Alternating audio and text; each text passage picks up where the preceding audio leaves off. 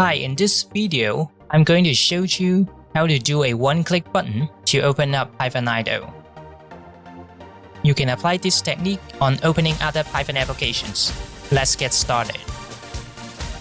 Okay, before I start, let me show you the normal procedure to open up a Python script or whatever Python application. So let's pick the Python IDLE, which is this one. First of all, we need to go to the directory of your virtual environment. In my case, it's the my tray scripts folder, and then you activate inside the scripts folder. Then inside your virtual environment, you will run this python-m idlelib.idle. Alright, so now we are going to create a batch file. We can just open up any text file. Here on Windows 10, I just use the Notepad. You can feel free to use other text editors, perfectly okay. So here I just do echo off. Okay, so we can just do cmd k/k and then double quote. And then now let's do the first one. So we are just typing cd hd and then go to your virtual environment. In my case, it's D drive, so it's D drive tray scripts.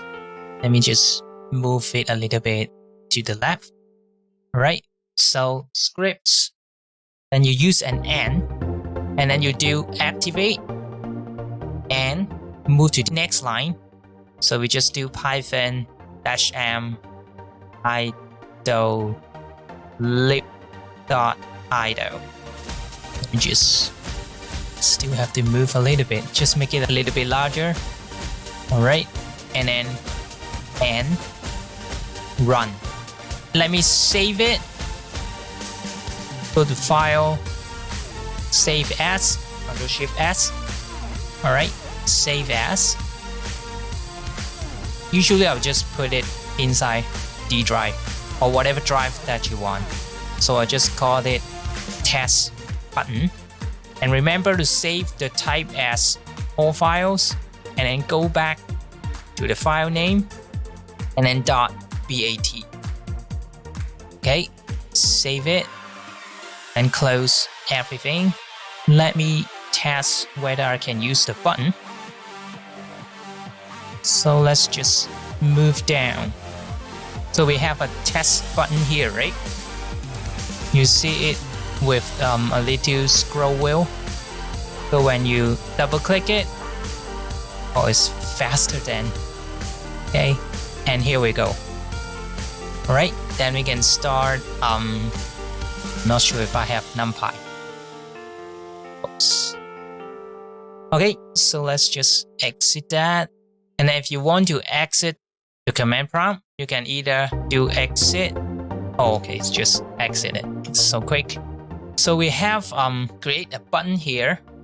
And let's say if I want to put it on the desktop, like we did in the very beginning, so I can just point to somewhere on the desktop, right click, new, and then just create a shortcut. Then you prompt the window to type the location of the item. Simply click browse and then navigate to the drive location that you store your batch file, which is this one, test button, and click OK. So you're now pointing to the location, and then click next. So I just call it test button is OK, or you can just name it whatever. It's to the left, and then you click finish. Now you have a button here, right? Whatever. So if you click it, then you still have this one. Alright. So let me just exit. Okay, quit everything. Okay, let's say if you want to pick your own icon for this button, you can create. Let me just go to paint and create whatever Just make it smaller. Then you just make up your own, just make it dark. Okay, just make up your button. So just quickly get this done. So just only run Python I, whatever. Okay, save it as, okay, file, save as, other format. I'm not sure if I can do it straight away, but that's totally fine. Let's go here. Let me create.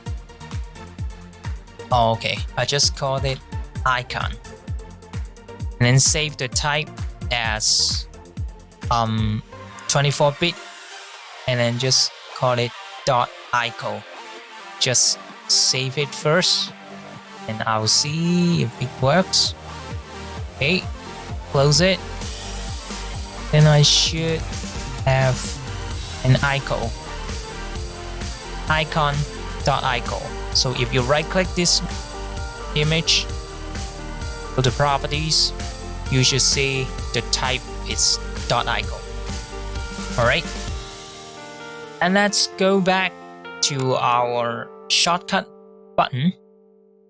Right click it, go to properties, and then change icon. Contains no, okay, doesn't matter.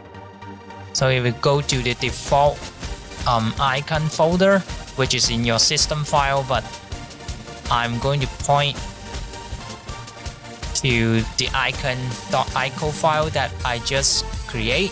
Seems like it works. So I can just click open. Then I'm selecting this one, just OK. And then apply. Okay, so now I have a button here. Okay, it's fine. Let me click the button and I should have the idle. Yeah, if you want to create. Okay, so you can apply this technique to open up a Python file or other Python applications, whatever. So hopefully it helps speeding up your coding process. So see you, bye.